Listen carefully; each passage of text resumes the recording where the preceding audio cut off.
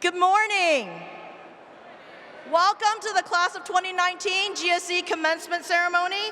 Please stand for our faculty processional.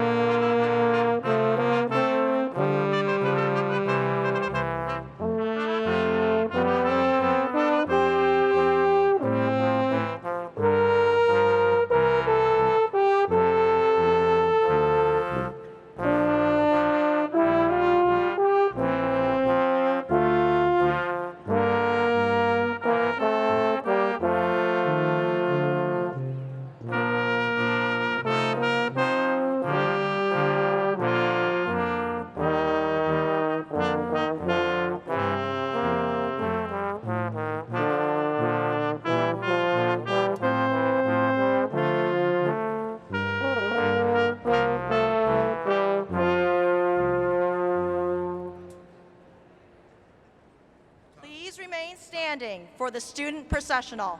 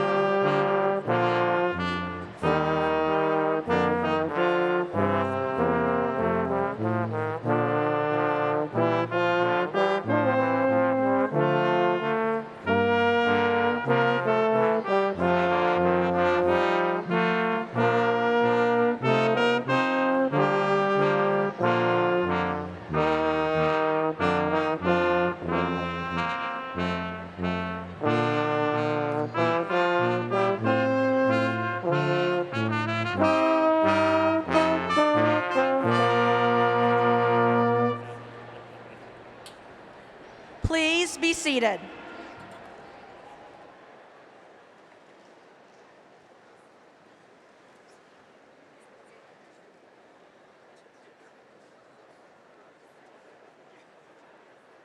Good morning.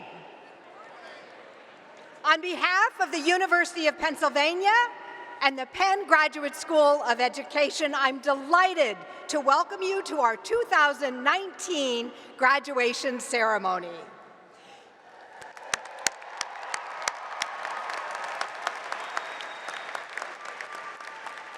Before we begin, I want the graduates to take a moment to pause and think about everything you've accomplished during your time at Penn.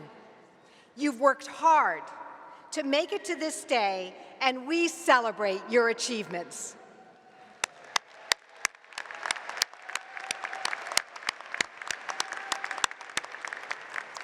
But you weren't the only ones who were working hard. Your family, partners, friends were all there to support you through this journey, and they too deserve our thanks and recognition for all the support that you've given. Will the families, friends, and children of our graduates please stand and be recognized?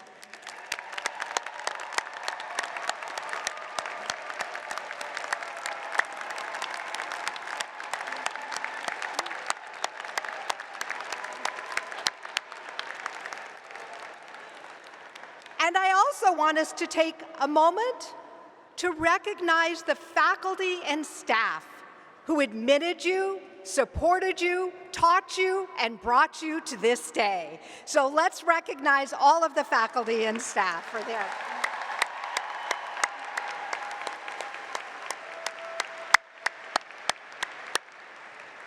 So to our graduates and their parents, spouses, partners, children, family, and friends, congratulations.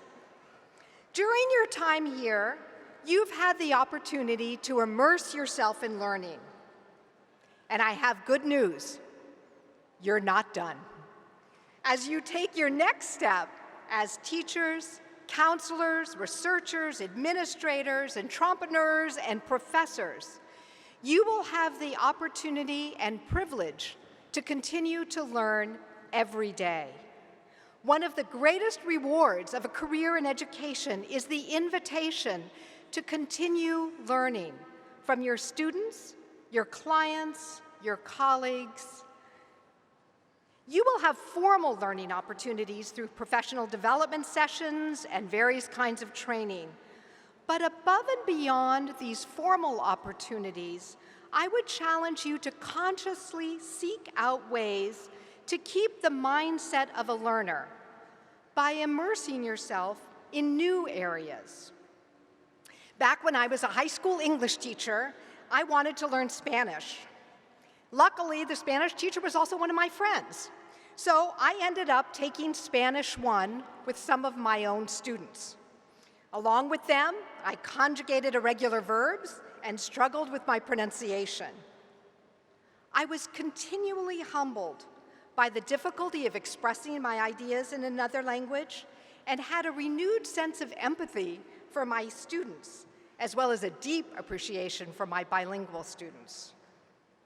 My students used to tease me if I hadn't quite finished my homework, but I learned a lot about learning, an invaluable resource for anyone in education.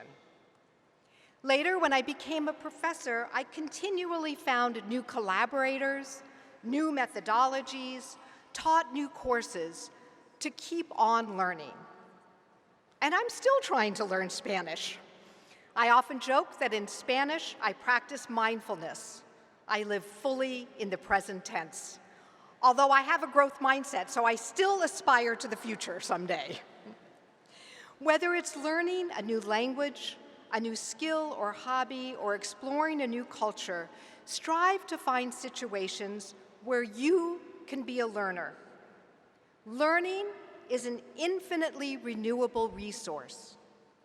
It can rejuvenate you, remind you to stay humble, connect you to others, and sustain you through difficult times. As Edith Wharton once wrote, in spite of illness, in spite even of the arch-enemy's sorrow, one can remain alive long past the usual date of disintegration if one is unafraid of change, insatiable in intellectual curiosity, interested in big things, and happy in small ways. And this is my wish for all of you, that you be unafraid of change because it is inevitable, that you maintain the intellectual curiosity that brought you to Penn in the first place, and remain interested in big ideas, especially those that challenge you to think more deeply, and that you find happiness in small ways every day of your life, be it a first cup of coffee in the morning or the first sight of a crocus in spring. We can't wait to see the great things you will accomplish as you grow personally and professionally. Stay connected to your classmates and faculty. Please bring us back your wisdom, your stories, your questions, and connect us to your new worlds. Today's speaker, Naila Suad Nasir, embodies what can happen when a person allows their curiosity to lead their learning. Throughout her career, first as a researcher and now as president of the Spencer Foundation, Dr. Nasir has asked how we can find ways to support all learners, both in and out of school. In her research, Dr. Nasir has examined the racialized and cultural nature of schooling. Why, she wondered, could a student easily analyze his free throw percentage on the basketball court, but stumble during a discussion about fractions in math class? She found that cultural barriers in our school often define who gets to learn, what gets learned, and what identities are available and not available to students in many of our school settings. Her latest book, We Dare Say Love, Supporting Achievement in the Educational Life of Black Boys, explores the nature of teaching and learning in an all-Black, all-male classroom and the possibility of creating spaces of love and possibility for young African American boys. As a faculty member at Stanford and at Berkeley, Naila explored these questions of how to make schools more inclusive sites of learning for students who are too often marginalized. She then went on to become the Vice Chancellor for Equity and Inclusion at UC Berkeley, where she tackled these issues of inclusion and equity at an institutional level. In this role, she was challenged to listen deeply and to learn from multiple perspectives, including those of both the student protesters and the campus police. Dr. Nasir is currently the president of the Spencer Foundation in Chicago, where she is launching an ambitious new vision for the foundation, based again on listening to the multiple constituencies that contribute to and benefit from educational research. In all of her roles, she has supported the next generation of scholars and leaders and celebrated their achievements. She believes deeply in investing in future scholars and leaders, and I am so fortunate to count her as a colleague and as a friend. And we are so fortunate to have the opportunity to learn with her today. So please join me in welcoming Dr. Naila Suad Nasir.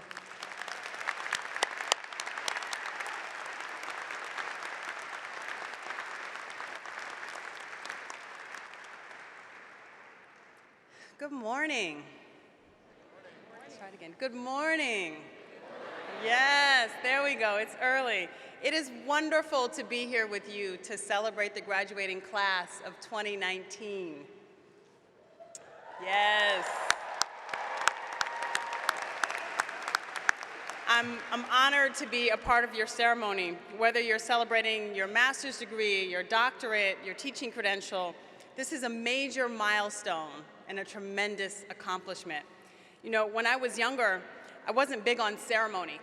I went to my undergraduate graduation, go Bears, but I didn't attend my master's or PhD graduation. I always seemed to be focused on the next thing and my long list of to-dos.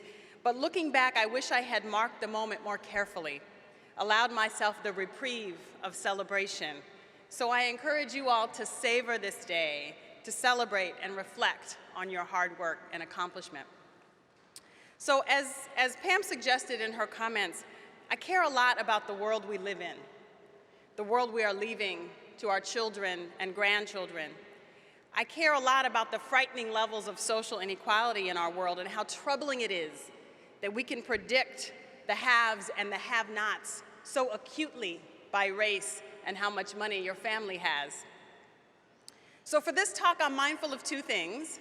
One, this is your day, and my job is to say something interesting and not hold up the ceremony too much. The second is that talking about social inequality is downright depressing. And this is not a day to be depressed. But it is a day to reflect. And to reflect on mission and future and our collective work, and to reflect on what it means to go out into the world with the privilege of the degrees that you are earning here today. And to do that, we must also face the tough realities. So I was watching a TED Talk recently by a guy named Stephen DeBerry, like super interesting guy. He's a Black mountain climber. You don't hear that too often. And an anthropologist. And in this TED Talk, he was wondering why the east side of cities is always the impoverished part of town. Think about it. East St. Louis, East Oakland, East Philly, East Austin. You can probably think of other examples in your city. Turns out this is a pattern because the wind blows east, something about the way the earth turns. Why does it matter that the wind blows east? Well, it matters because of the way cities are designed so that the bad air from industrial areas and factories blows towards the poor side of town and away from the wealthier side of town. And the point DeBerry made about this, which kind of blew my mind, is that we've constructed cities entirely around the health and welfare of the wealthy, of the privileged, leaving those with less money to breathe bad air, to use bad water, not to mention all the work about food deserts. And all of that happens before we even get to educational inequality. And we know that there are marked differences in school funding, access to well-trained teachers, and every other kind of resource imaginable. So we live in a society where the better off get more, and those who have more burdens and challenges get less of what they need to lead whole, healthy lives. Take as an example income inequality. I've been super fascinated with this recently. Income inequality has risen sharply in the past 2 decades, with the top 1% of our society tripling their income over the past 2 decades, while other income levels, the middle class, the working class, and the poor, have remained relatively stagnant, some of us feeling that. At the same time, the cost of housing in major cities has skyrocketed. The cost, I don't have to tell you that college tuition has more than doubled on average over the past 2 years. What does that mean? In education, we know that white and Asian students are more likely to graduate from high school, more likely to matriculate to college than Black and Latinx students. Why? Because they are 5 to 10 times more likely to attend the highest performing schools in their district. 5 to 10 times. There's a term for this. It's called opportunity hoarding. At the same time, the demographics of our country are changing. By 2065, we will be a majority-minority nation. The very populations that we educate least well are the populations that are growing the fastest, which means that if we do not figure out how to do a better job, we are leaving huge segments of the nation undereducated and ill-prepared to lead us into the future. We are leaving tremendous potential untapped and undeveloped. And these patterns are not accidental. One of the most fascinating books I read last year was Richard Rothstein's The Color of Law. And in this book, he presents an analysis of the way laws have created and maintained racial housing segregation, which we know paves the way for racial segregation in schools. We've also, by the way, limited the access of women, those who are genderqueer, those who are trans, and people with disabilities. I have come to believe that the way we have designed for disparity is not just a problem for the marginalized, right? It's not just a problem for the people who don't have. It is a problem for the health of our nation. This was brought home for me recently at a meeting focused on inequality at Columbia, which was hosted by several ex-Obama staffers, like they are like looking for something to do, right? His former national security advisor was there, the former head of the CIA. I don't know if I'd ever been in a room with a CIA person. And I couldn't for the life of me figure out why these folks, national security people, were in this meeting about social inequality. And then it dawned on me that when so many people are struggling to make a basic living, national security is threatened. This is the first generation, this generation, where parents do not believe their children will be better off than they are. And the numbers bear that out. Likely they will not. And a lack of hope in the future is a risk factor. So yes, there are societal consequences to inequality and lack of access to resources. And there are human consequences. So for some reason, as I was preparing this talk, I kept thinking about my father. And I'm going to try for a moment to articulate why. My father is a complicated man, and our relationship is complicated too. There are 2 things I remember most about him from my childhood. One, he was a fierce protector. He once chased a little boy who was teasing me in the 2nd grade all the way to the boy's house and then grabbed him by the collar and took him in to talk to his parents. And 2, I remember his anger. He could be triggered to anger quickly and unpredictably. I would not have the words to name it as alcoholism until decades later. My father turned 71 this year, and it has been a rough year, both for him and my sisters as we figure out how to support him. He's struggling on a number of dimensions. Certainly, he has struggled with racism his whole life. He struggles to pay the bills in the inflated rental market in the San Francisco Bay Area. He struggles with addiction. He struggles with patriarchy. Well, perhaps a better way to say this is that my sisters and I struggle with his patriarchal views. But my point is that in figuring out how to support my father at this end stage of his life, I've been thinking a lot about one's legacy and what impact we are each to have and what happens when our potential remains underdeveloped. So now, don't get me wrong, my father's not a victim, and indeed he has a lot to say about a lot of things. When I was in high school, he discovered talk radio. He called into the local radio station so much to give his opinion that he had to start using a fake name, because if he said it was Willie from Alameda, they wouldn't put him on. So he had this instinct for equity work and this desire to use his voice. But being black and from East Oakland in the 1950s, he didn't have access to high-quality schools. He didn't go to college. He never had a chance to develop a career that made use of these passions. And now, in this end stage of his life, my sisters and I are trying to figure out how to help him with the compounding problems that a life of underdeveloped potential can lead to. So my point is that the way we distribute opportunity has both social consequences and deeply human consequences. And so all of this begs the question, what can we do in the service of equity? How do we use our privilege, the privilege of having attended an institution like this one, to create change in the right direction? And I'm just going to say a couple things about what I think we can do. And the first thing is that we have to start with ourselves. Equity work, or making the world more just, starts at home. We cannot change out there what we have not changed inside. So the first task is to develop your own awareness of the way that we use and are accorded unearned privilege and how we may be unwittingly reproducing undeserved advantage. This could be along many dimensions: race, gender, social class, disability status, sexual orientation. We must commit to our own growth and seeing our blind spots. We all have them. Where do we exclude, alienate, make assumptions, fail to question? A fundamental truth is that privilege is invisible to those who hold it. I have a friend that says I say that so much I should get a t-shirt made. But to make the invisible visible inside yourself is really hard work. Earlier this year, at the height of the Me Too movement, a friend texted me with a question. He writes to me in a text, "This term, toxic masculinity, do you think it applies to me?" A very long text conversation ensued, in which I learned that text is not the medium for every conversation. But my friend was wrestling with how to see his behavior from outside of his own perspective, which is an important step in the right direction. He still has a long way to go. I hope he doesn't see this video. So here's the thing. Once you start to see and understand your own blind spots, you can't sit in silence while inequality reproduces itself right in front of you.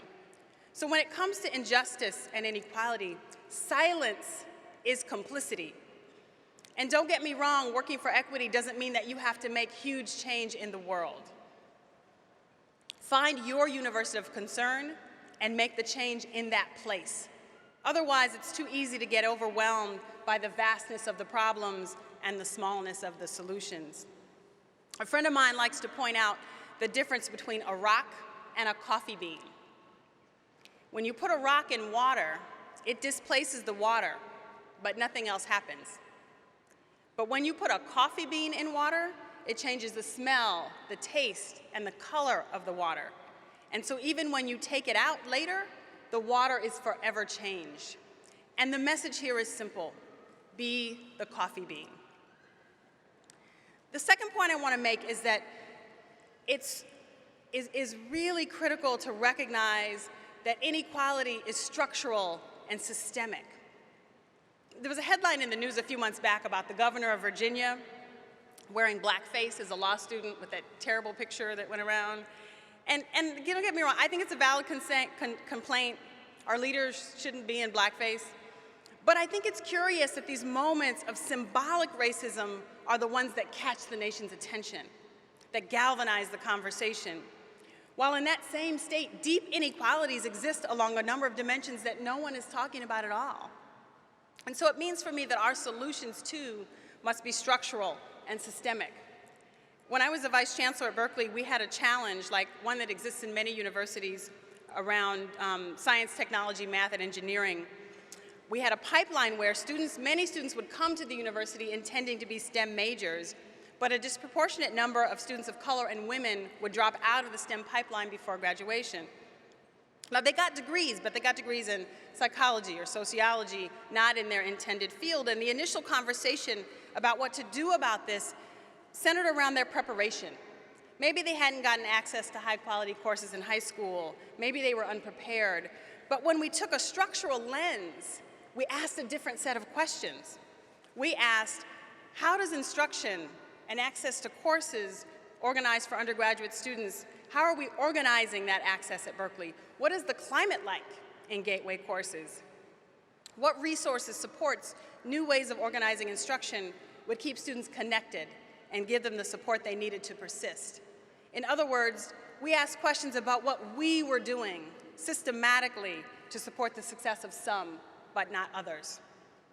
The truth is that justice is pretty simple. Justice, or equity, is about honoring the full humanity of others and creating structures and systems that set the table for that honoring to happen. Equity is fundamentally about love. Cornel West has famously said, justice is what love looks like in public. And I've been studying recently what love looks like in teaching, and I will tell you that it looks like safety, that it looks like belonging, that it looks like honoring students' developmental and human needs. We can strive to create spaces of justice and love wherever we are. And with that, I will close. I wish nothing but wonderful things to all of the graduates and all of the parents, partners, friends, and families who have toiled so that you all could walk this stage today. I wish you all of the wisdom to find your unique contribution to making the world a better place, the courage to follow your path without doubting yourself, and all of the joy of doing the work in the world that you were put here to do. Thank you.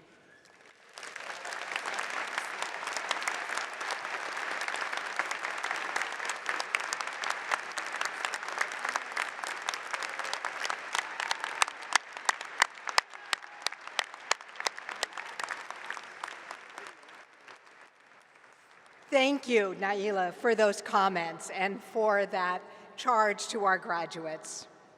We now present the school awards that recognize students, staff, and faculty who have been particularly notable in their achievements in this past year.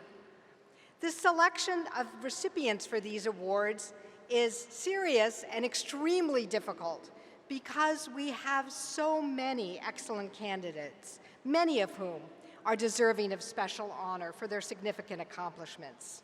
So while we're proud of all of our graduates and what they've accomplished, we acknowledge these recipients individually.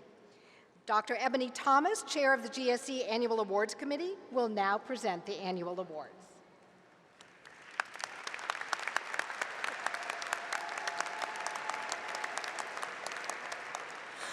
Good morning, class of 2019, and congratulations.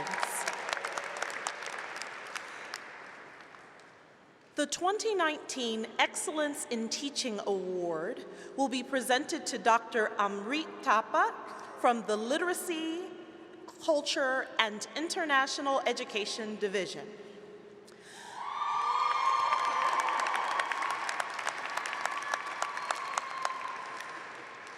Dr. Thapa's warmth and kindness has touched the lives of many students during his time here at GSE. His attention to detail, organization, and passion for the subject material is only amplified by his care for his students. One student, in their recommendation, stated, "I really appreciated how Dr. Thapa allowed me space to not only have dialogue in class, but also to be analytical within my assignments. His warm and welcoming nature always encouraged me to ask more questions in class and went above and beyond to make sure I was learning." Dr. Thapa has served as an inspiration for our students, which is best summed up by this student's passionate endorsement. "Never in my life have I considered myself a person with quantitative abilities. I have never been a math person. Dr. Thapa has completely changed my thinking in this way, and as such has opened an entire world of professional opportunities to me in the field of monitoring and evaluation that I would have legitimately never considered otherwise." It's clear that Dr. Thapa goes above and beyond for his students. They comment on how he uses different colored chalk to demonstrate different concepts and ideas, and how he makes very difficult quantitative topics reachable for everyone in the classroom. We consider ourselves incredibly lucky to have him with us at Penn GSE, and it is my sincerest pleasure to present the Excellence in Teaching Award to Dr. Amrit Thapa.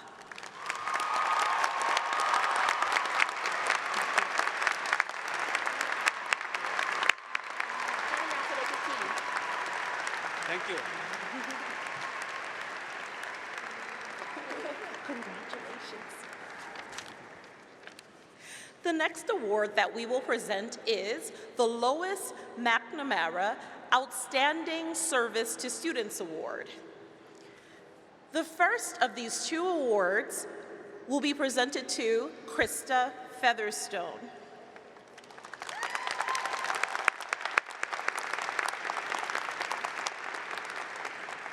This is an award to a member of our staff who provides outstanding service to our students. Krista serves as the program manager for GSE's Educational Policy Division.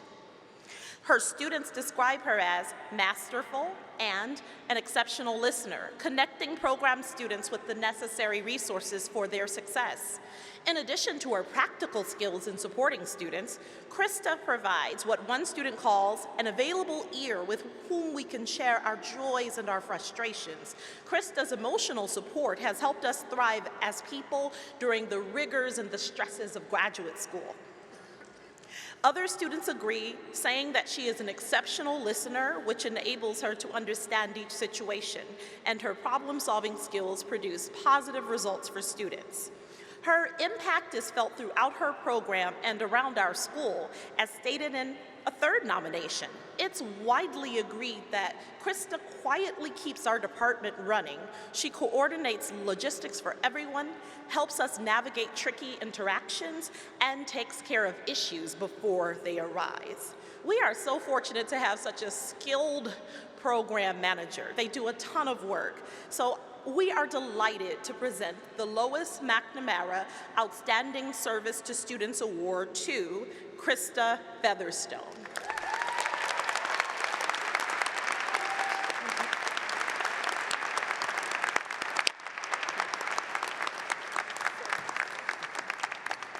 Congratulations. This year, we have a second Lois McNamara Outstanding Service to Students Award to present. The second recipient is Dr. Ann Tiao.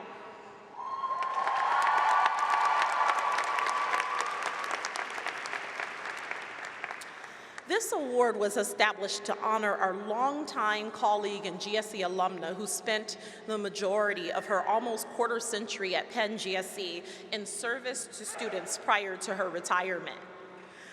We know that Lois is thrilled that her successor is being honored today with her namesake award. Ever since she was appointed to this position, first as Interim Chief Student Affairs Officer, and now as the Assistant Dean for Student Services, Dr. Ann Tiao has demonstrated her commitment to the well-being of our students at GSE. As one nominee stated, in my view, the range of issues and challenges that Penn GSE students are experiencing has increased dramatically over the past few years. Anne has invested 1,000% of her time and energy into serving our students and figuring out ways to address the many different, complicated individual challenges. Her steadfast commitment to doing all she can to serve students is unparalleled. Collaborating with various stakeholders across GSE and university-wide, Dr. Tiao always goes the extra mile to make ends meet for our students. Another student states, Anne is amazing. From my first conversation with her, I could tell she had students back. I love the honesty and transparency with which she communicates with her students. Also, when she didn't need to, she met with me and other students to provide feedback on our academic work. We don't have her as a professor, but she was so helpful regardless and supportive. Why was this important? We need people like Anne advocating for us in GSE's leadership spaces. And just an off-script note, Dr. Tiao planned, along with our wonderful staff, the entire commencement celebration that you are experiencing here. So it is our pleasure, oh, this was a lot of work, right? It is our pleasure to present the second Lois McNamara Outstanding Student Service Award to Dr. Ann Tiao.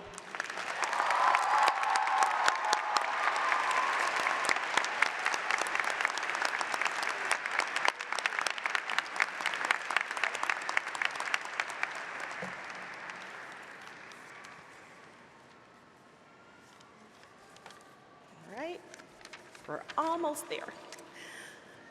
The William E. Arnold Award for Outstanding Contributions by a Student reflects our commitment to preparing outstanding educators and academic leaders. This nominee has been a major contributor to building a more inclusive, critical, and social justice-oriented community at Penn GSE. Within her program, she is an academic leader, supporter, and role model.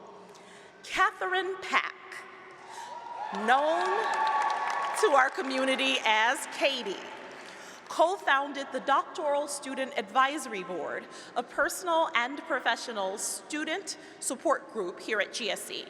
She also co-founded the Leadership Learning Community, a support space for students interested in careers in educational leadership.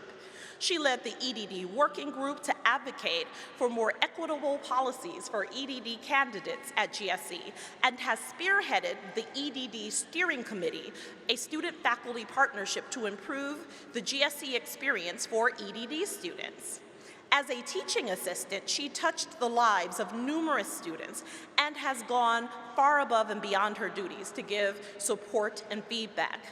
She has been a supportive voice and is very often our student representative on hiring committees. Throughout her time here, Katie has worked to build a doctoral student community across divisions within GSE and supported new doctoral students as they transition into doctoral student life. One of her many nominators said the following: Katie is a natural leader who shows up and is willing to take on extra labor in order to accomplish goals. In my opinion, she is a model of a scholar, activist, practitioner, and researcher. She has done an exemplary job building relationships across diverse groups and across institutions to help address questions, concerns, and issues that affect students in Philadelphia. Both in her service and her research, she shows true commitment to educational equity. This honor is presented every year to one outstanding GSE student who exhibits an unparalleled commitment to bettering the community and being a leader of that cause. It is our greatest honor to present the William E. Arnold Award for Outstanding Contributions by a Student to Katie Pack.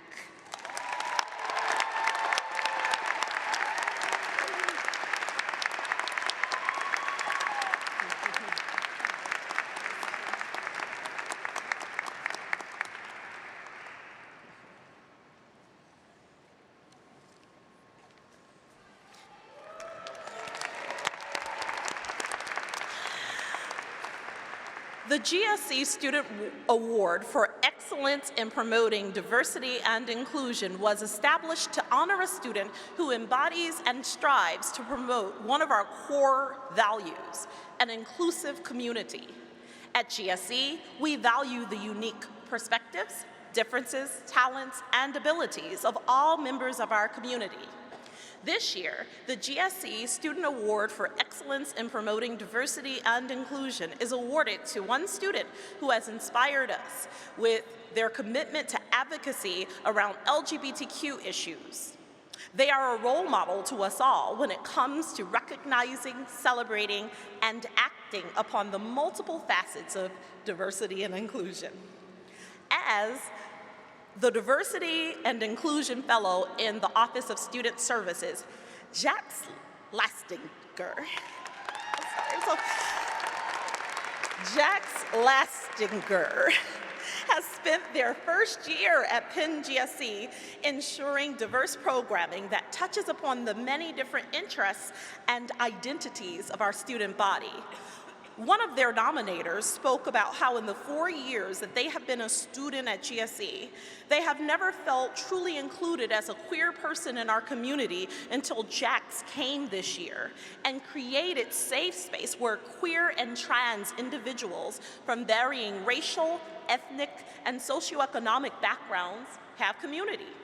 Jax has demonstrated themselves as an ally to communities outside their own by having a strong commitment to combating anti-Blackness, white supremacy, and colonial oppressions through formal avenues such as facilitating a powerful and well-attended workshop series, developing multiple programs, and increasing everyday interactions and conversations around these difficult but important issues. Their work has raised awareness in GSE around several important intersectional social issues. One nominator stated that Jax, along with the Student Affairs Office, has made GSE the most inclusive it's ever been in the 4 years I've been here. They are constantly pushing GSE to do better. This GSE student has shown exceptional dedication to raising consciousness here in GSE and advocating for diversity in all areas. So it is with great pride that we present the GSE Student Award for Excellence in Promoting Diversity and Inclusion to Jax Lastinger.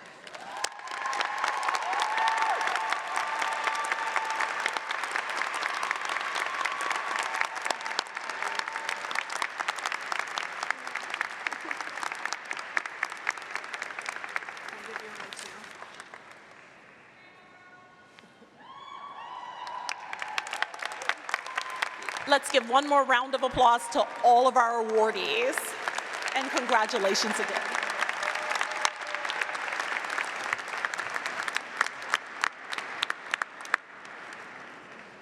Thank you and congratulations to all of our award winners.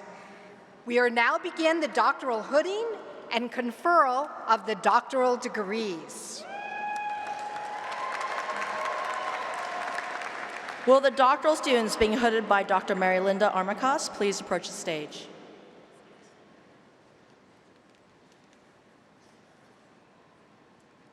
Linda Marie Day.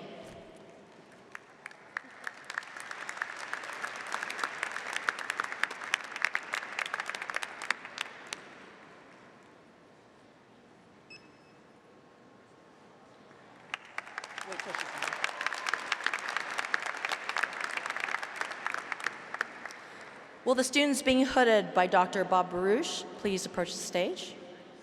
Celine Sunmin Lee.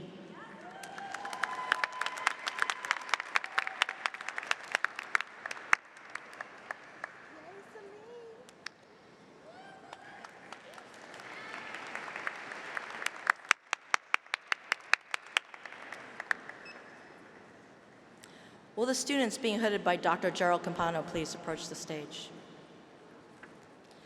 Emily Rose Schwab.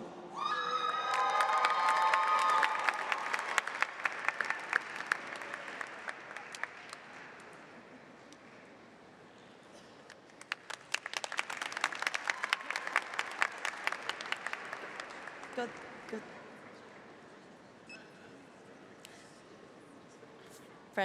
Francesco Eligio Fiorini.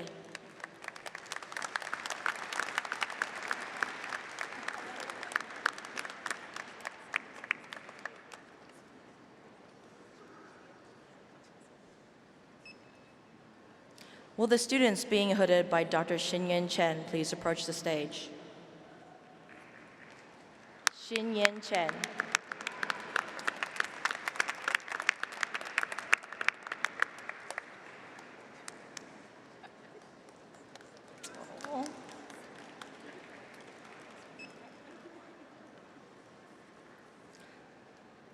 Flannery O'Connor.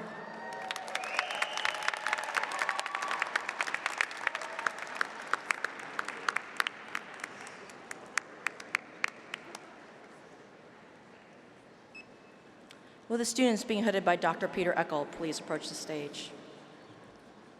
Robert Bellarmine Farrell.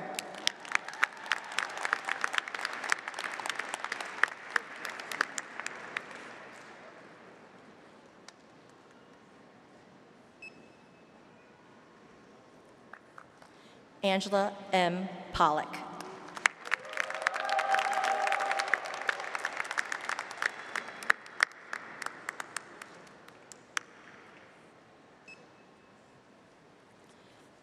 Kristen Ruth Tishner.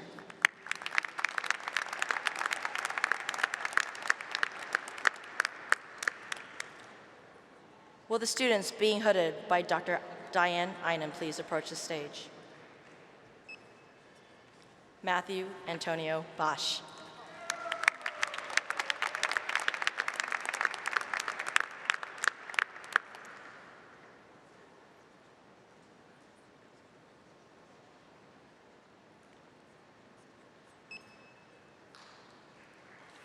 Lauren Marie Shacker.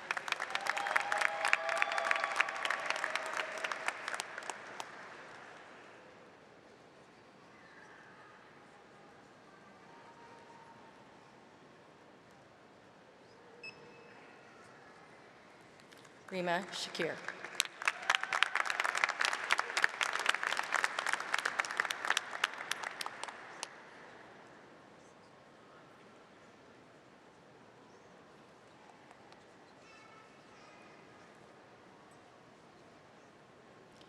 Will the students being hooded by Dr. Nelson Flores please approach the stage? Ivan Rosales Montes.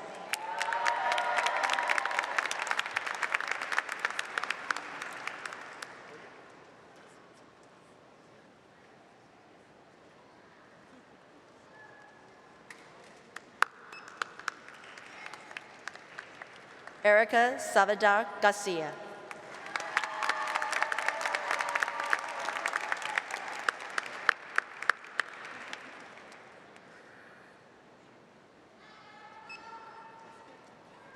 Mark Christopher Lewis.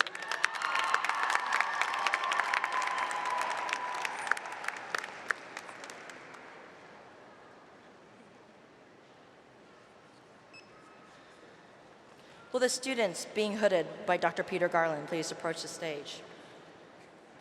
Robert Asante.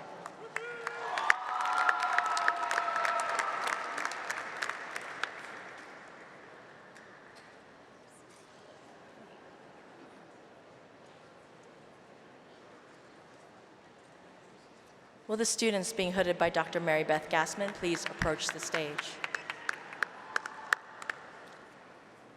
Althea Angela Ford.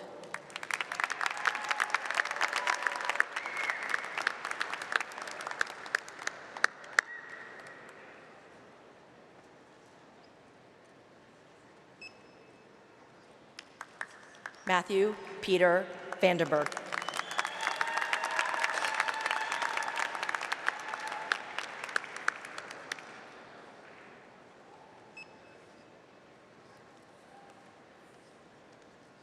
Amanda Elaine Washington Lockett.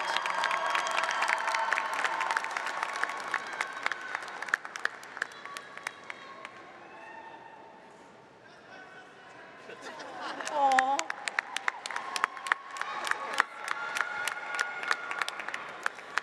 Will the students being hooded by Dr. Manuel Gonzalez Canche please approach the stage? Bradley Darian Phillips.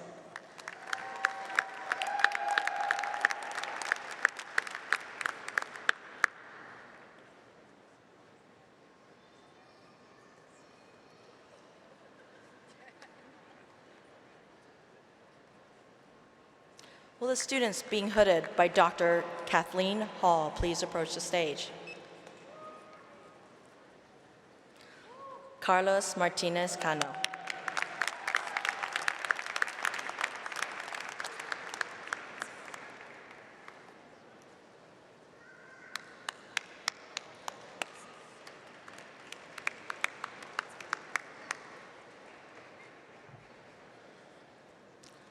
Will the students being hooded by Dr. Matthew Hartley please approach the stage?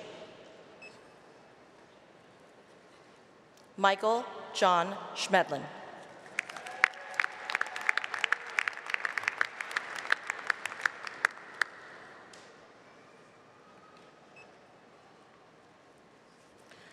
Vana Marie Zavanos.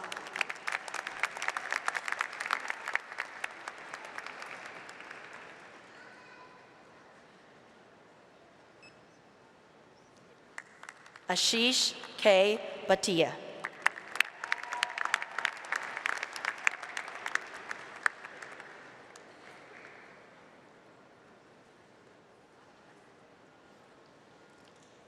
Will the students being hooded by Dr. Nancy Hornberger please approach the stage?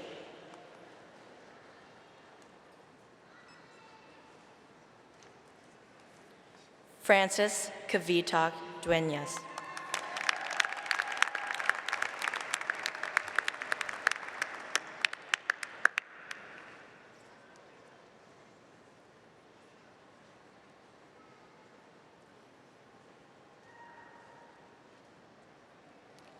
Will the students being hooded by Dr. Richard Ingersoll please approach the stage?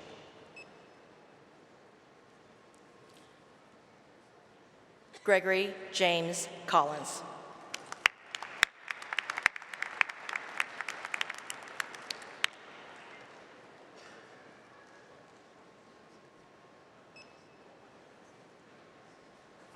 Will the students being hooded by Dr. Dana Commenstein please approach the stage? Frank Christopher DiGiovanni.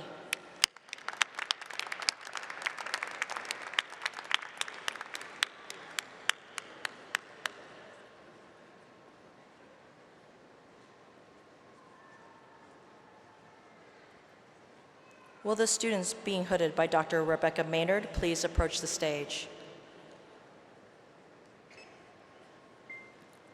James Cameron Englum.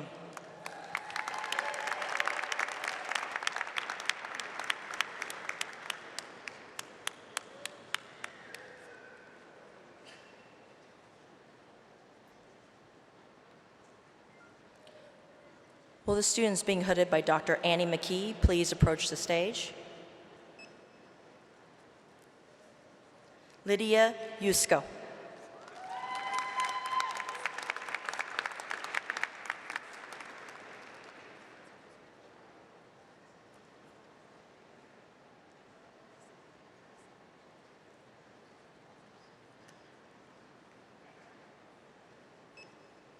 Jane Kim.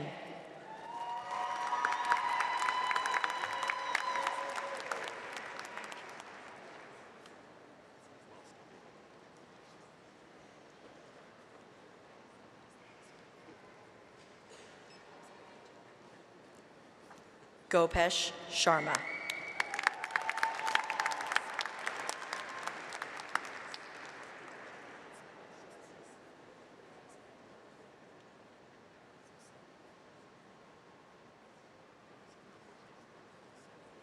Will the students being hooded by Dr. Lawrence Mineta please approach the stage?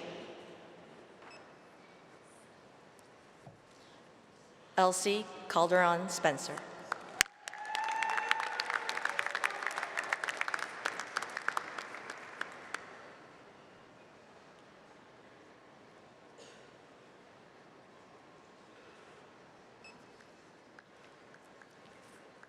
Ruchi Mata Watson.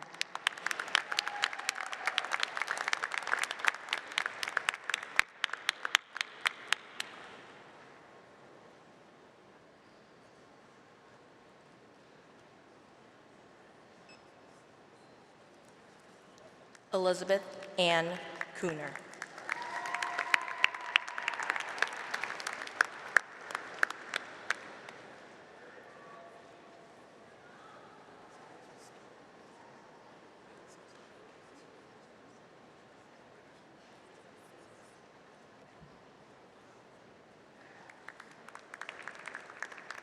Will the students being hooded by Dr. Michael Nakula please approach the stage?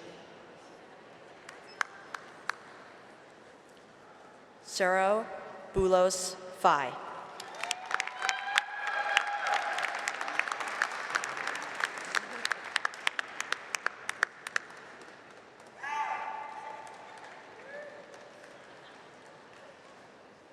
Will the students being hooded by Dr. Leslie Neighbors Ola please approach the stage? Renee Kim McCall.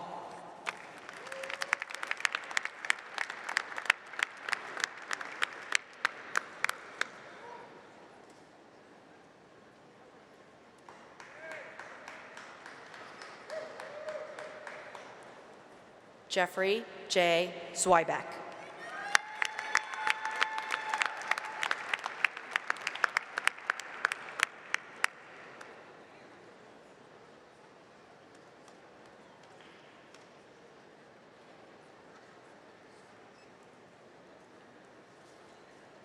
Michael Francis Lomusio III.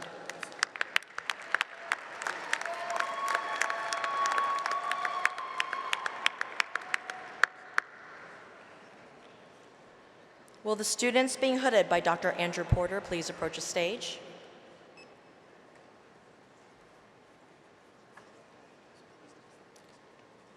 Christopher Lee Schaffer.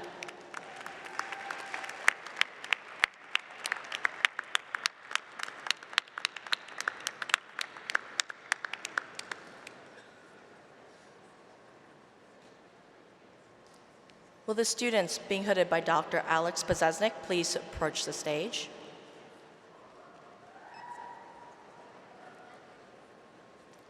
Chelsea Joy Kirk.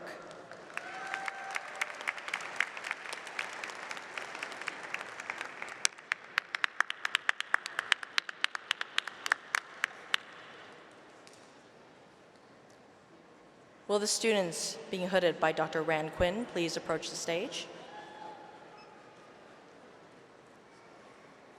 Gabriel I. Kurloff.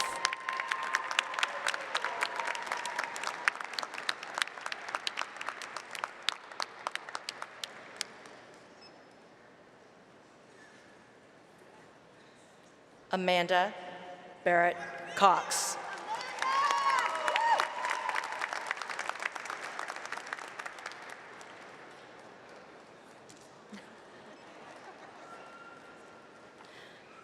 Christina Melendez.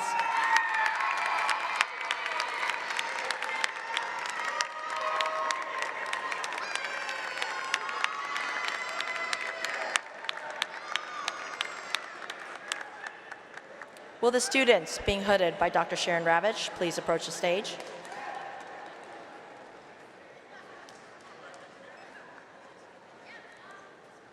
Bridget Ann Fanning.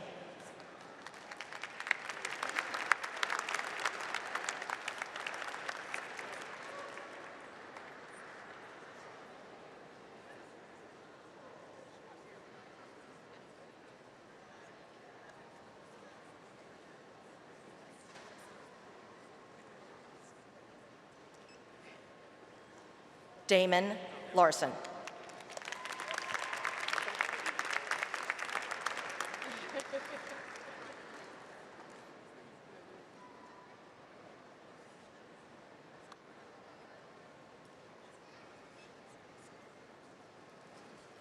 Viju Menon.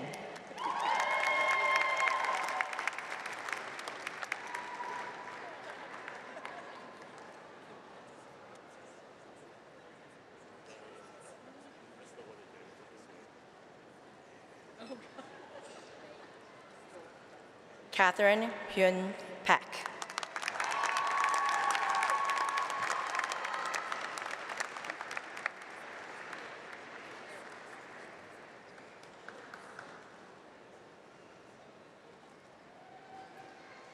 Will the students being hooded by Dr. Abby Reisman please approach the stage? John Charles Mull.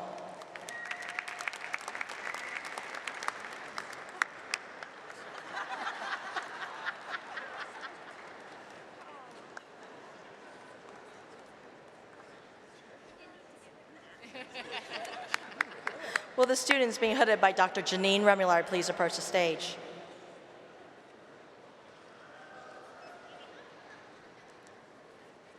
Joshua Aaron Tatum.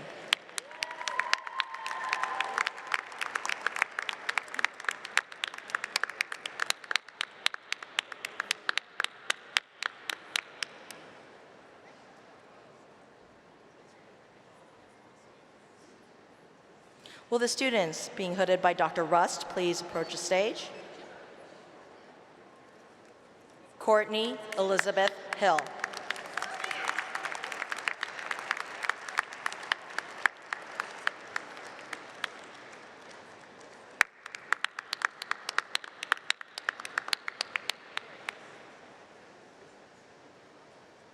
Will the students being hooded by Dr. Betsy Rhines please approach the stage? Daniel Patrick Morrison.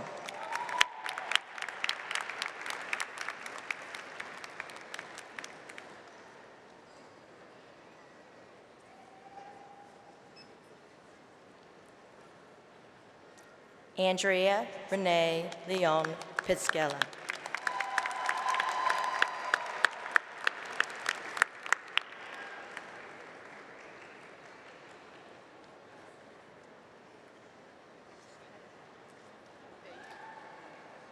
Will the students being hooded by Dr. Howard Stevenson please approach the stage?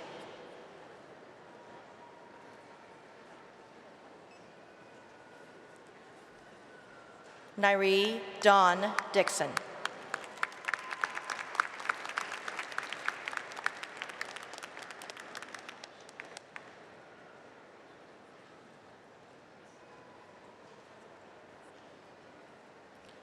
Will the students being hooded by Dr. Amy Stornello please approach the stage?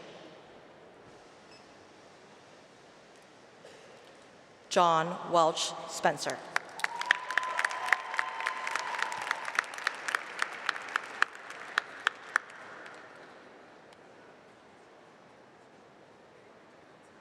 Will the student being hooded by Dr. Crystal Strong please approach the stage?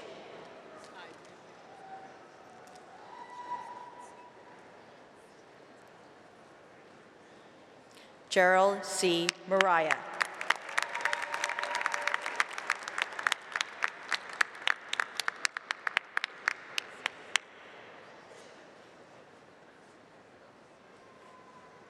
Will the students being hooded by Dr. John Zapavis please approach the stage?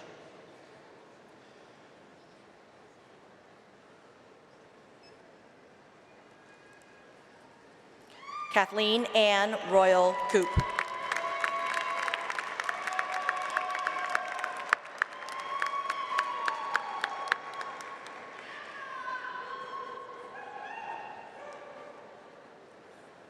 Will the students being hooded by Dr. Diane Woff please approach the stage?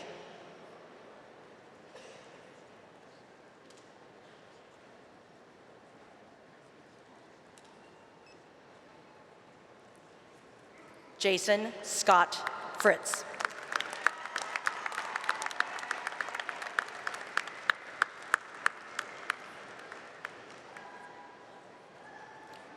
Will the students being hooded by Dr. Caroline Watts please approach the stage?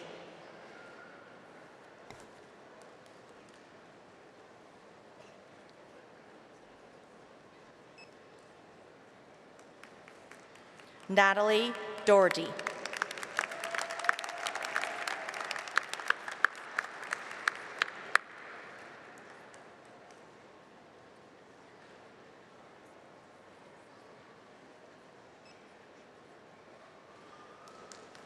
Mary Kay Schwartz-Forst.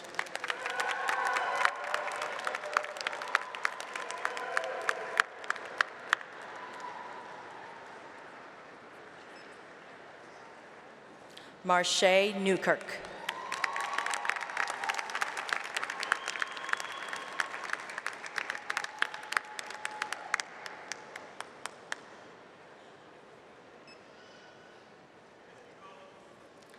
Carla Thomas.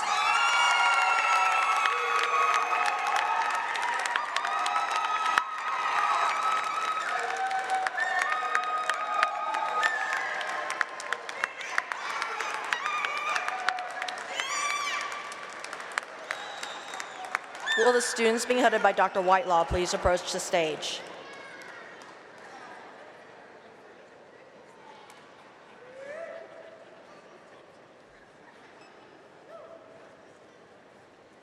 David Craig Martin.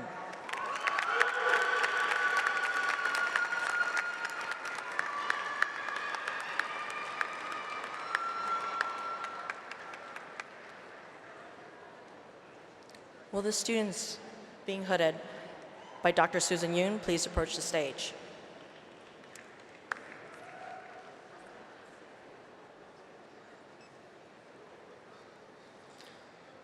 Ronald Matthew Fay II.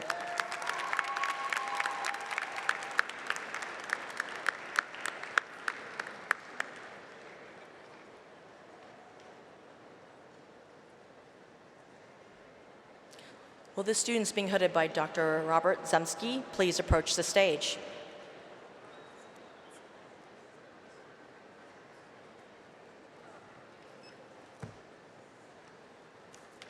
Sheristan Anna Melkonian.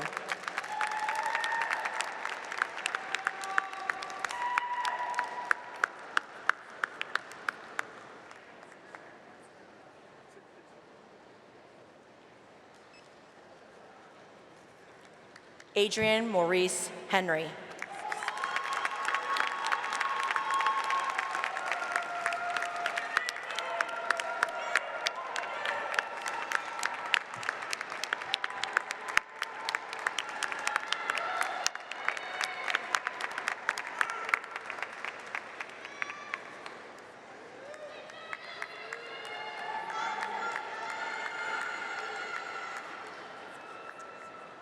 Will the doctoral graduates now rise? Turn and face the audience and move your tassels from the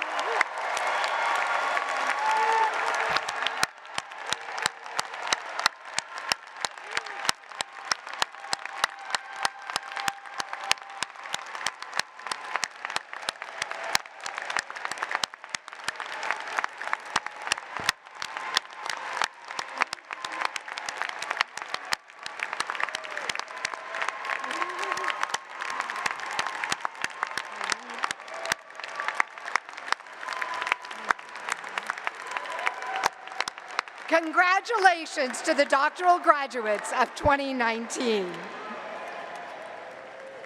We will now confer the master's degrees.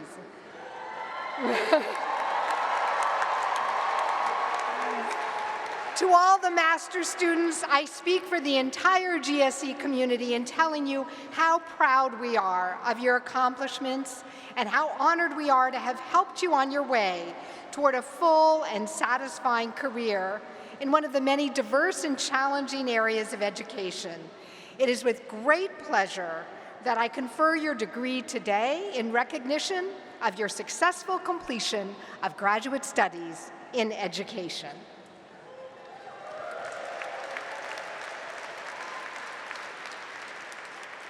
Would the students receiving the Master of Philosophy degrees please rise and approach the stage? Michaela Rose Devens.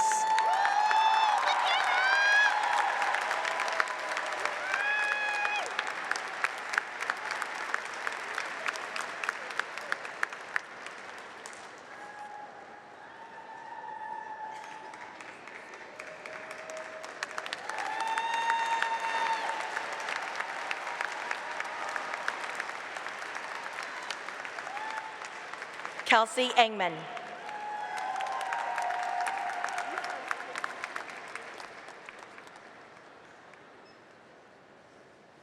Sham Haju Petros.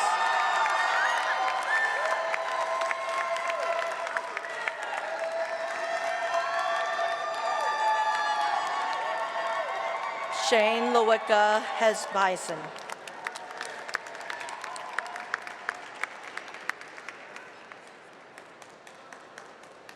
Molly Ann Raga. Blake Allison McHugh.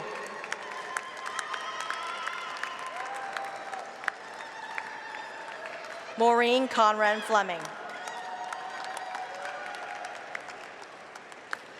Chelsea Gibson.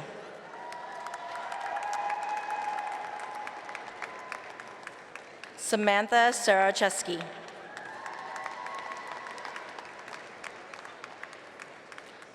Jed Baronia.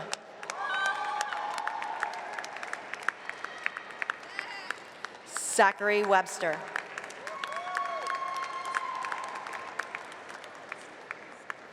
Bo Hao Zhang.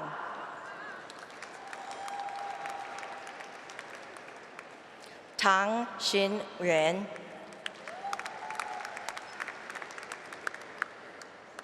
Xiang Xin Ji Liu. Ding Lu. Su Ji Chen.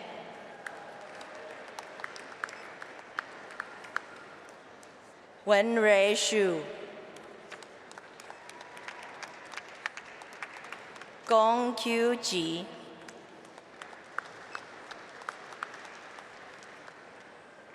Fang Zhe. Zhang Qin Yun. Mandy Lin. Narija Badharinaranyan.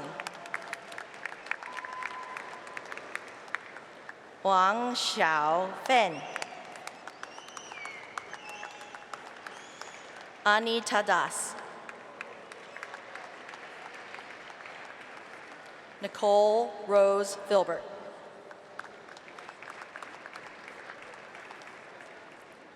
Lauren Feji Paulson.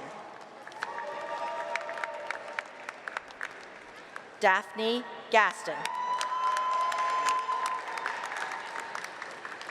Howard Stephen Brown.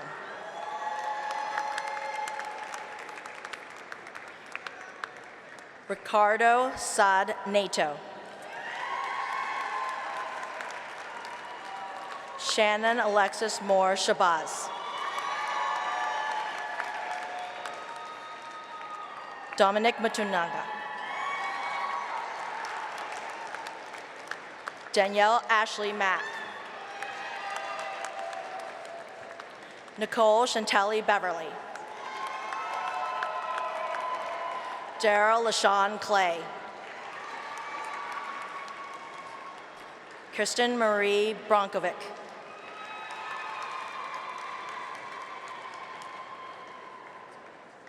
Angelica Lynn Jackson.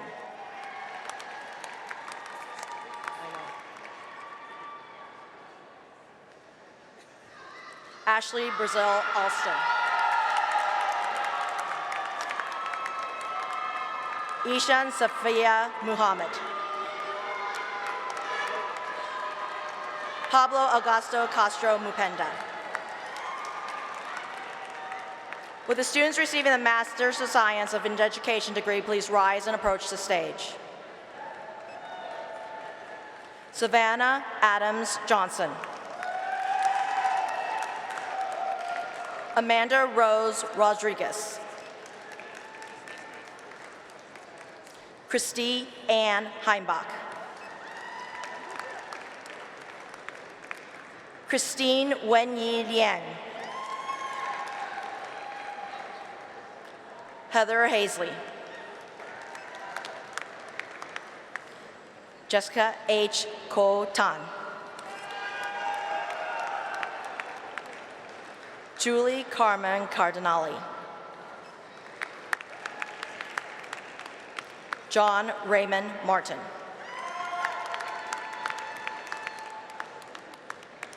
Benjamin Beatrick. Ricardo Campo. Carol Marie Brasheco.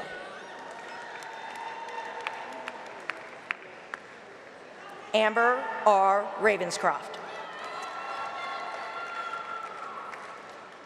Amy Sarah Berman.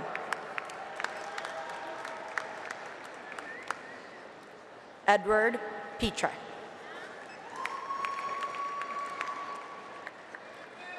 Regina Barbara Rossi Mitchell.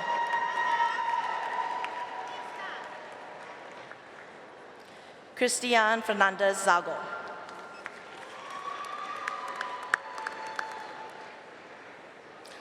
Charles Olapida Ogunro II.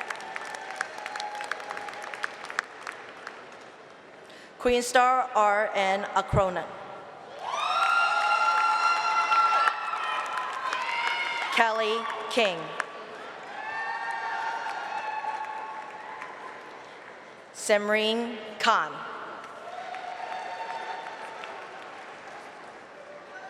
Elam Syed Sokri Syed.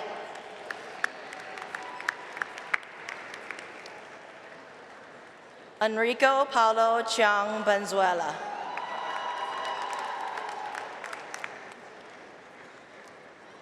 Louis Bremer. James Edward Washington.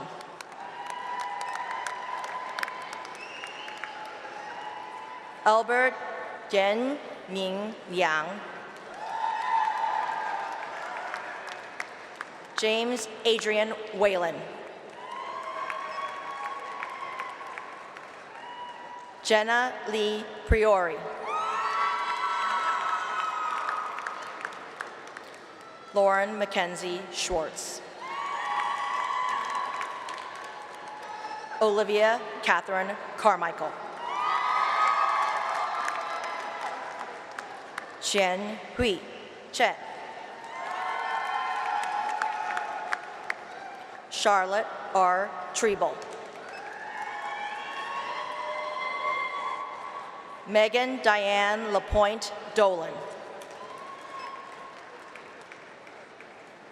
Kelsey Lynn Schwimmer. Samantha Haley Crystal.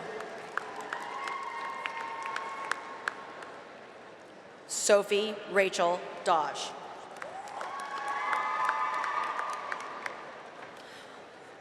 Manrucha Kaur Singh. Kelsey R. Mensch.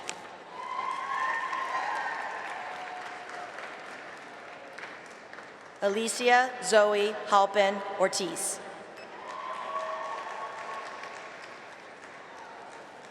Esther Kim. Zainab Khan. Jenny Egan Terry.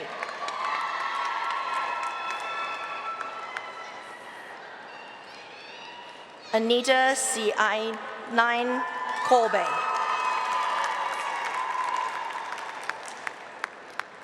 Bailey Joyce Fulton.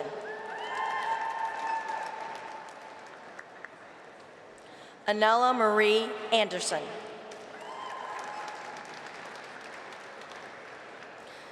Swati Marontra.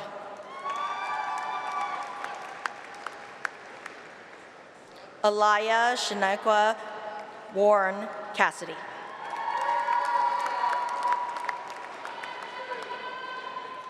Phoebe Damaris Stone. Samantha Mensack. Lauren Stacy Middleman. Emily Jane Nelson. Catherine Ryan Hartman. Audrey Elizabeth Mills. Lucy Bunny Beatrix Bates Campbell.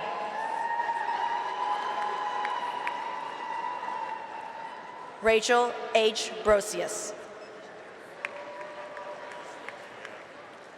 Elijah J. Andrews. Marcus Anthony Brown. Joseph T. Schwint. Kurt Evan Dexler. Kyle Wesley Oram. James Charles Patrico. Xu Tian. Wang Fan Ni. Xu Chen Miao. Liu He Yang.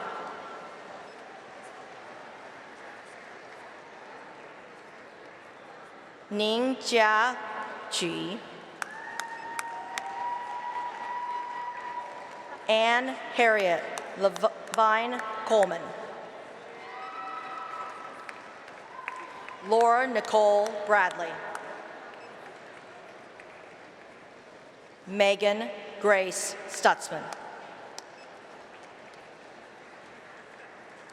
Sage Leanne Rush. Cameron Clark. Colin Jean Benedict. Joseph Eric Fisher. Sarah McGall Lloyd.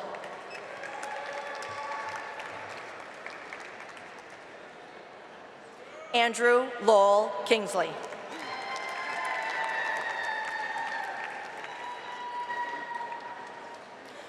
Thomas M. Pettingill.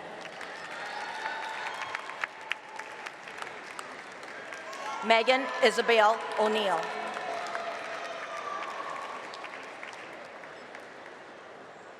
Lauren Cynthia Ann James.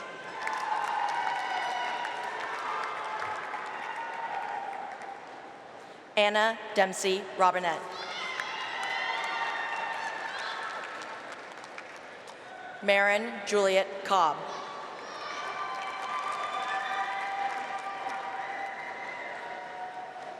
Taylor Morton. Emily Gordon Dixon.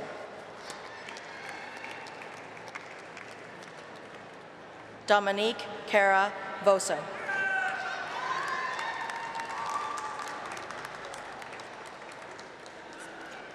Zachary Thomas Blickensdorfer.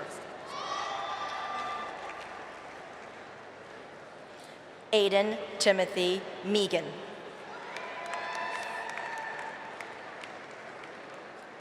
Brian Sarfo. Samuel Herbert Savage.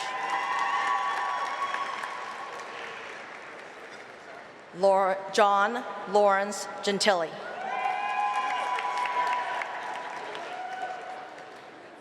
Anika Omorai Walker Johnson. Todd Michael Lofredo. Amy Kathleen Rastner.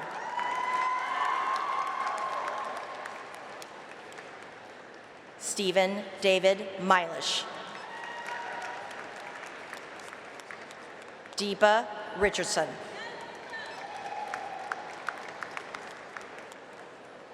Catherine Melinda Bechtold. Alexander T. Billett.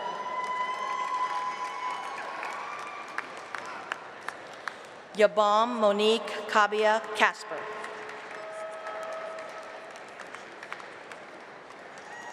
Kara Brittany Jackie Hammond Freeman. Darshit Dilip Sheth.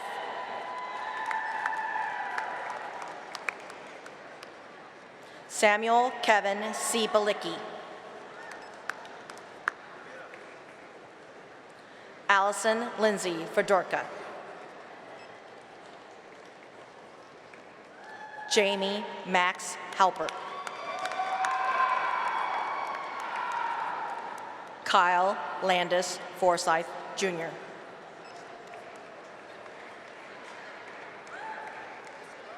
Emira Elsheikh.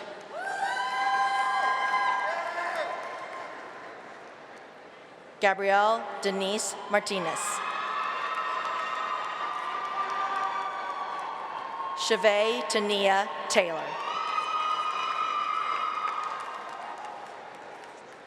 Diana Anial Mistari. Xiao Tong He. Zhang Xin Yue. Lu Sha Li. Noel Price Perkins. Nina Rohr. Cao Yang. Yan Jun Wang. Shavonda Saki. Snigdha Baduni. Sonia Emilio Sosanto. Yang Ming. Rina Madani. T.J. Jin. Wang Jing Ma.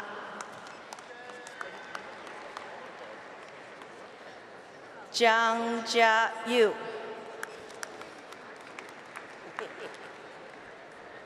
Sharon Cherise Luck.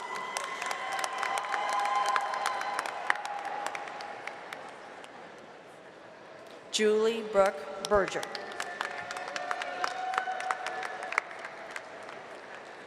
Leah Nicole Hughes. Emily Teresa Kraus. Olivia Ruth Rosenfeld.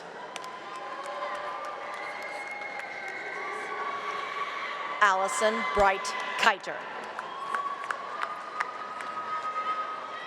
Courtney Greger.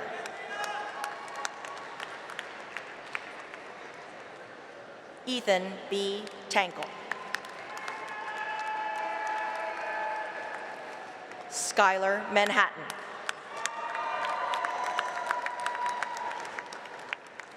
Unam Maksud.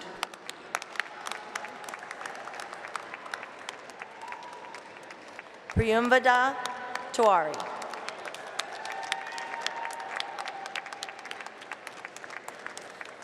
Vasiliki Samara. Unaitha Kumar. Joshua Mason Green. Wu Ying Shui. Morgan Elizabeth Skidmore. Shu Zhang. Xi Yun. Jiang Jin Tong. Angeles Ortega Luke.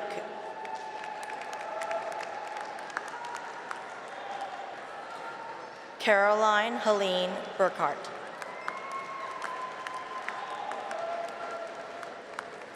Esther Yoshiko Liu.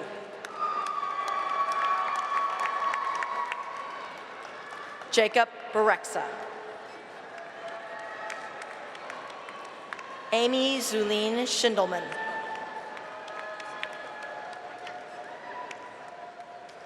Adam Michael West.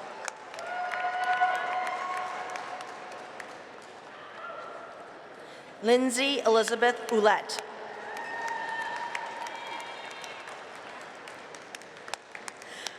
Kawaja Saad Hay.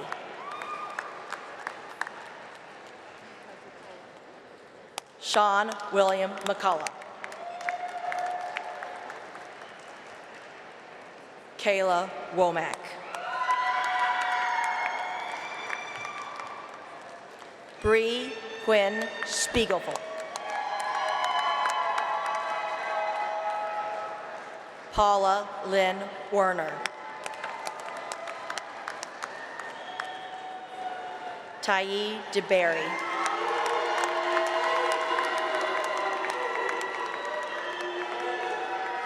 Sue Min Shu.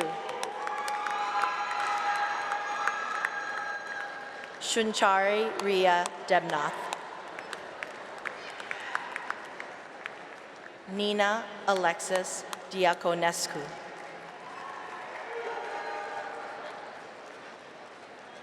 Munaira Pradeep Rain.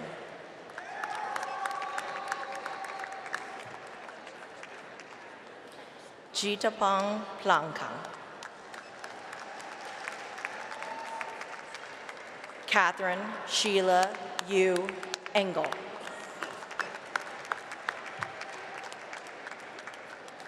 Ashleah Nicole Brown Greer. Lauren E. McAuliffe. Nina Faye Cross. Brene Mariah Smith.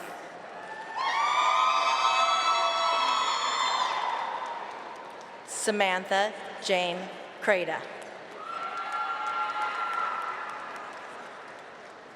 Emily Elizabeth Saylor. Bethany Joan Olson. Rachel Weaver Gorley. Elizabeth Levine. Laura Susan Raphael. Lillian Ajayi Ori.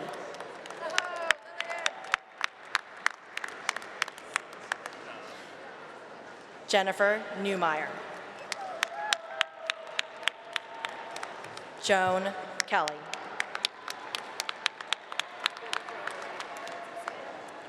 Terrence Marway Brown. Olumoroti Balogan.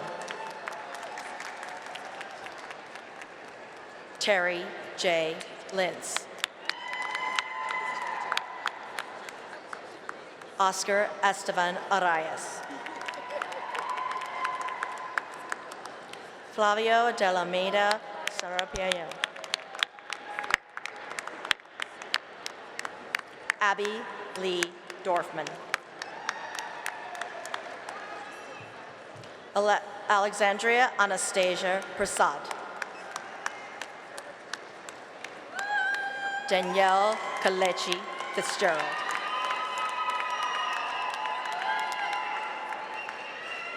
Alice Lewis Wong. Kaylin Shader Barker. Nana Punedo Khan. Casey Ann Lagoon. Melanie Louise Harris Bati. Sean Michael Saxon. Michelle Nicole Demina. Cynthia Helen Mahalik. Julia Jing Shi. Alicia J. Penn. Anuba Taibi.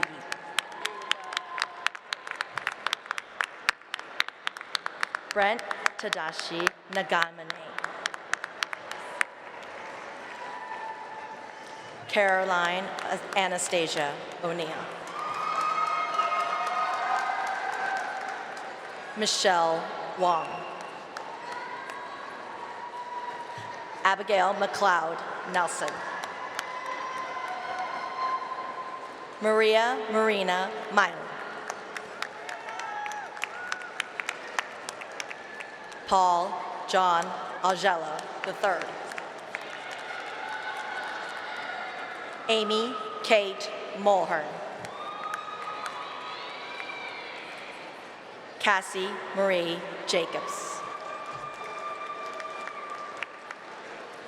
Yi Wong Main. Ryan Matthew Clore. Joey Jacqueline Garrett. Elizabeth Joanne McDevitt. Molly Elizabeth Gallagher. Emily Jo Steinbeck.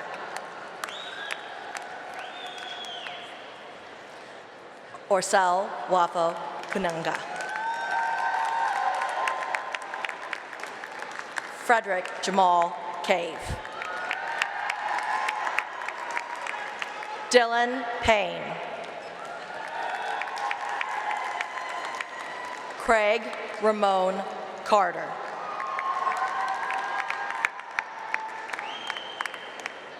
Mari Carmen Figueroa.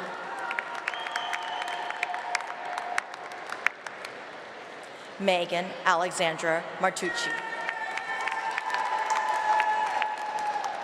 Brittany Ivy Wu. Li Wen Xiao. Li Ji Bei.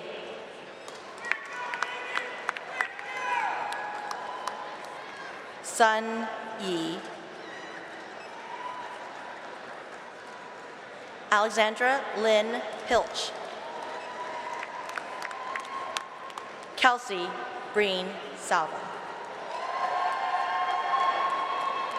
Lauren Elizabeth Smith.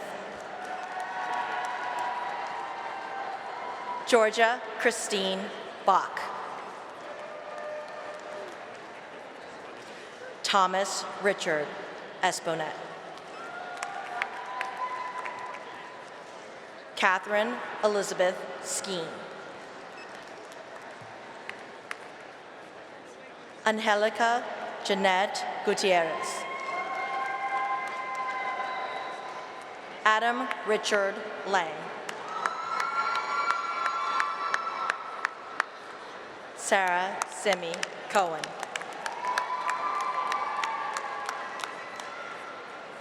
Diana G. Duran. Ryan Haas. Jing Jing Yi. Fang Gan Sui. Emily Sun Lee. Gabrielle Francis Hunt. Griffin Scott Gano. Matthew Feeney Diaz Costa. Hannah Michelle Insick. Caitlin Sierra Coles.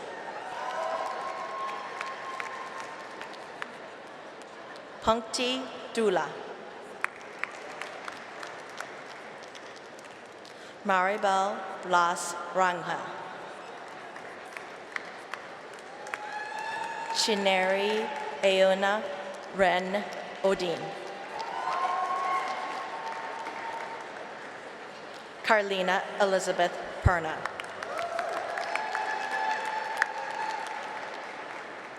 Amanda Martinez Robiolo. Forrest Gordon Brown. Jane Kinder Strudwick. Sarah Elizabeth Bryant.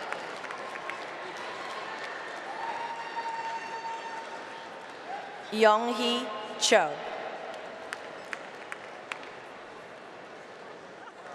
Siyu Wu.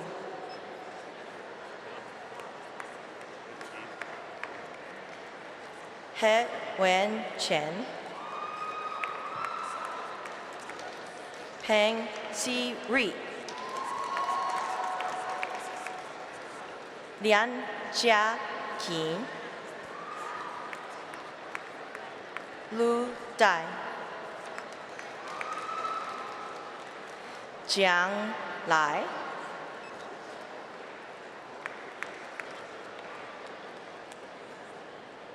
Xia Bingling.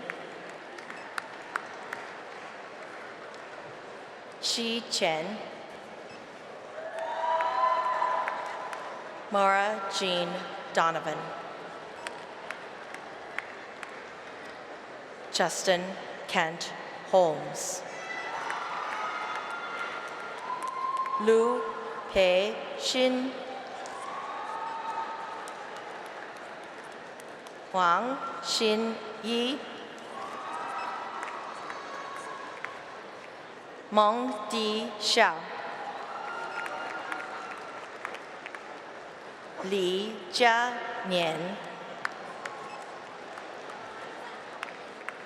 Zhan Ma. Wu Jing.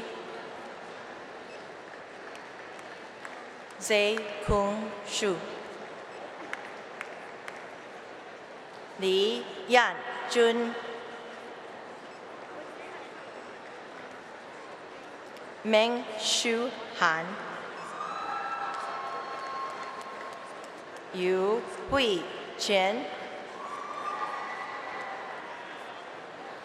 Yu Ying Ying. Yu Ri Jia. Xi Hui.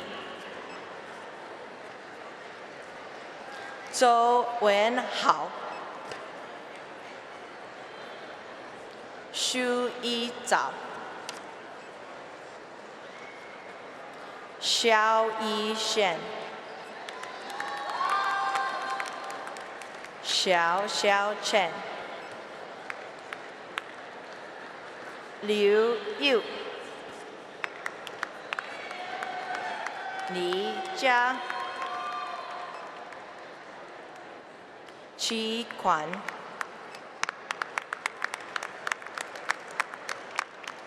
Wei Yi Qi. Hei Yin Kim.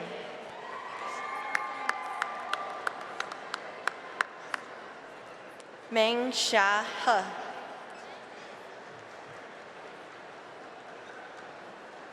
Sun Ji Xuan. Chen Tian Fen. Xiao Sha Xin. Fang Xuan Cheng. Mei Zhen Liu. Shu Li. Liz Hei Ji.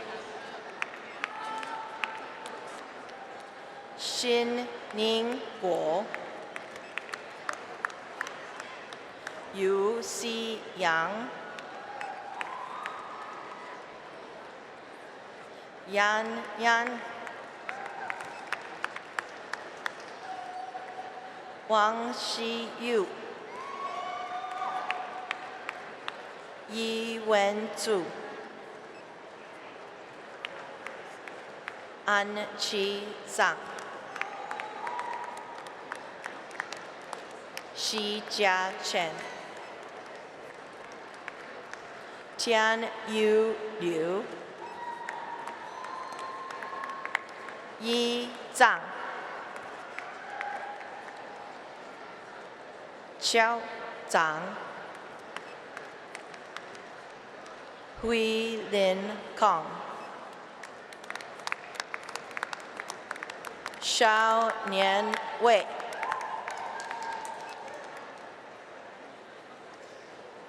Yu Hong Liu, Liao Si Yu,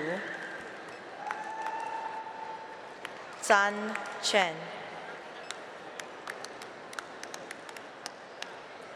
Yi Ge Liu, Wen Qi Liu, Men Chang Xiao, Wang Zuo Kun, Yu Xizong, Zhang Yiwen, Liu Chen,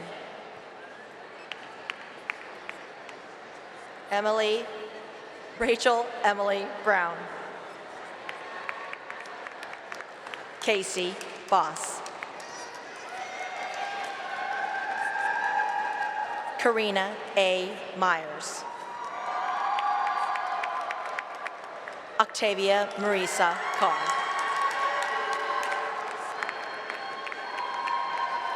Chelsea Curran Ezo, Kimberly Primrose Fernandez, Felice Joanna Yasavelski, Christina A. Terry, Andre Earl Douglas, Megan Lindsay Boja, Stephanie Nicole Ramirez, Evelyn Rudy Hart, Corey Maurice Grobes, Morgan Reed,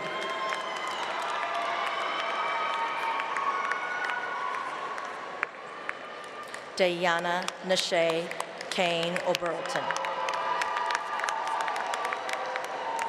Brandy Cherie Page Ashley, Danielle Louise Enlow, Ramaya Vijaya Gopal, Rebecca Cabanez, Analia Del Bosque, Megan Joy Skuse, Anastasia Adele Giovanati, Rita Helene Di Benedetto, Jessica Marie Reniti, Nikki Lauren Wenigman, Kenitra Christine Alston, Rebecca Elizabeth Moreno, Gina Michelle Molinaro, Sarah Rebecca Slayball, Javea Eileen Ross, Narelle Hamida Toumé.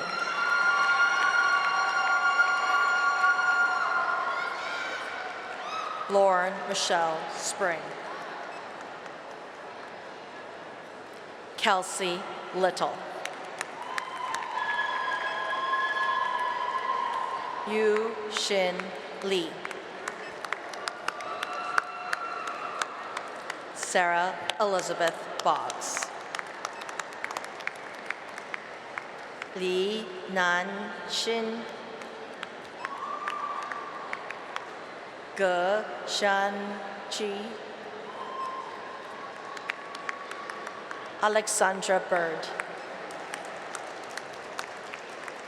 Joanna Grace Sullivan. Jasmine Cynthia Pearl Ford. Mary Louise Leger. Morel Masukoka.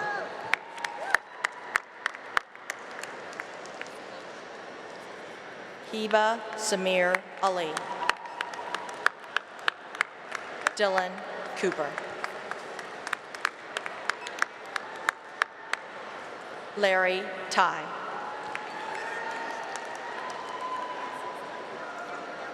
Gregory Groves. Kira Sophia Helene England. Ting Yan Duan.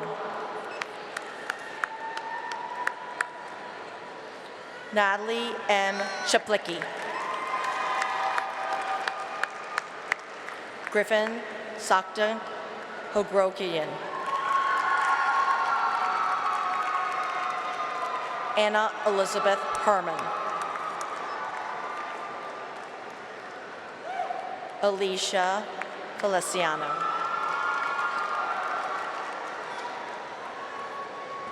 Stephanie Coe. Alexandra Elizabeth D. Felice. Sarah Maria Figueres Sosa. Ontaria Cordell Harris. Farron Reed Landis.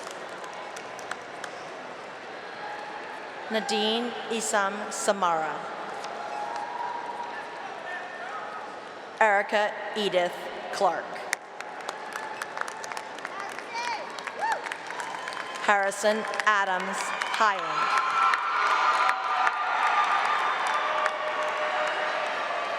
Akash Shah Lahoti. Deng Xin Yuan. Qi Jiang. Jia Ji Shu. Chao Ran San. Chu Shu Zhang. Curie Michelle Kim. Johanna K. Liao.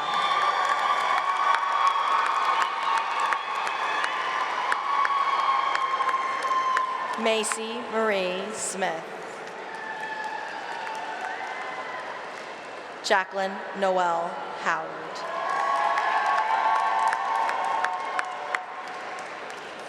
Kajul Vyas. Mi Jin Park. Visha Rajnikant Kutal. Pamela Glenn Gassman. Shen Pei Ying. Tasaya Toffee Charupatanapong.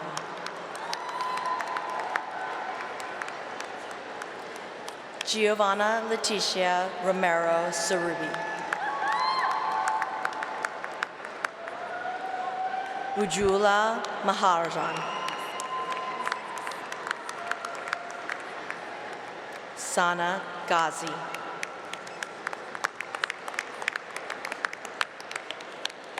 Xin Qian Huang. Ting Mo.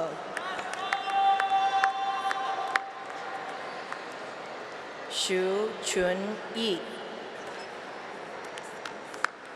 Yi Wen Yang. Molly Laughlin Rose Agbiboa.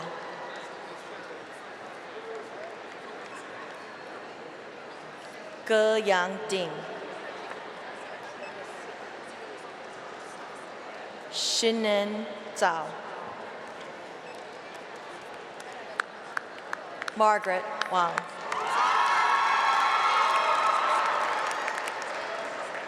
Erin Barlin. Maris Harmon. Helena Matilda Gojan.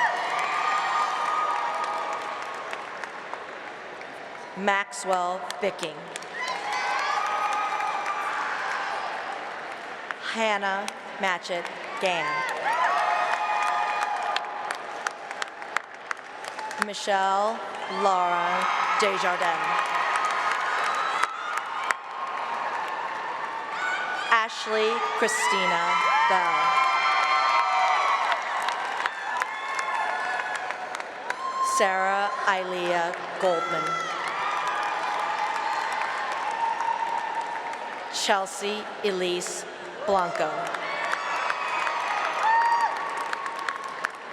Samantha Jacqueline Abrams. Brooke Moscow. Xiao Di Yang. Samuel Glenn Weiss. Jonathan Schiff.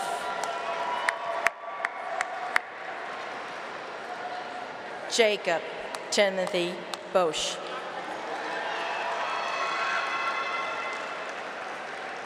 Grace Cataldo.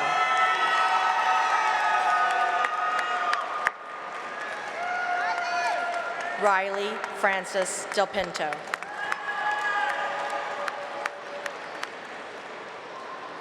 Eleanor Isabel Blythe St. John Sutton.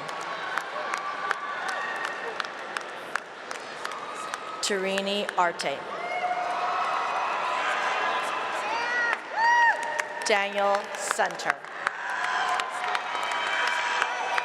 Chloe Catherine Glenn. Danielle Klein. Christina T. Williamson. Chloe Duchesne Stiffel. Christine Francis Matera. Zachary Joseph Sleep. Jesse Lipkowski. Ilona Menshova. Dalia Simona Buku. Sabira Uvalieva. And Yared C. Portillo.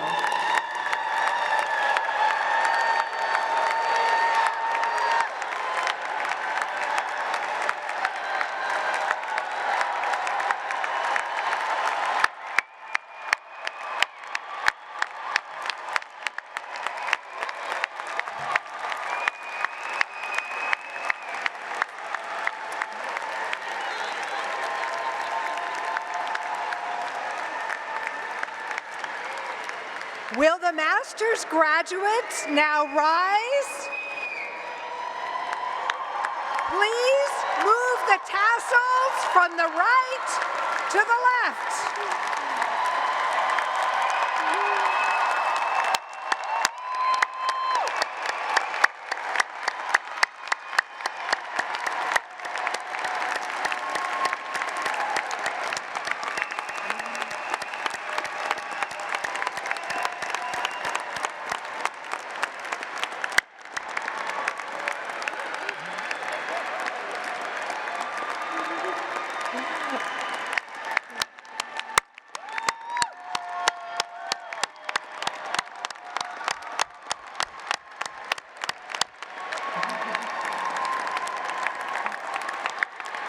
Congratulations to the master's graduates of 2019.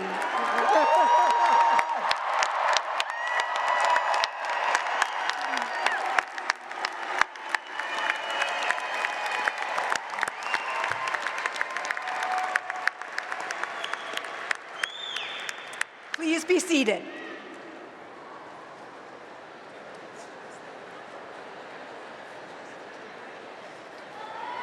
Congratulations to our 2018 and 2019 graduates. Certifiedly, this is the largest set of students who have walked through commencement, so we congratulate you all. It is with tremendous pleasure and pride that we wish you all the very best of success and happiness in your personal and professional lives. You and your guests are invited to attend the GSE reception at the Penn Commons. Directions can be found on the backs of your programs, and it's vaguely in that direction. Please rise and remain standing while the faculty leave the stage. Graduates will join guests upon conclusion of the ceremony in front and outside of the palestra. Thank you so much, and congratulations to all of our graduates.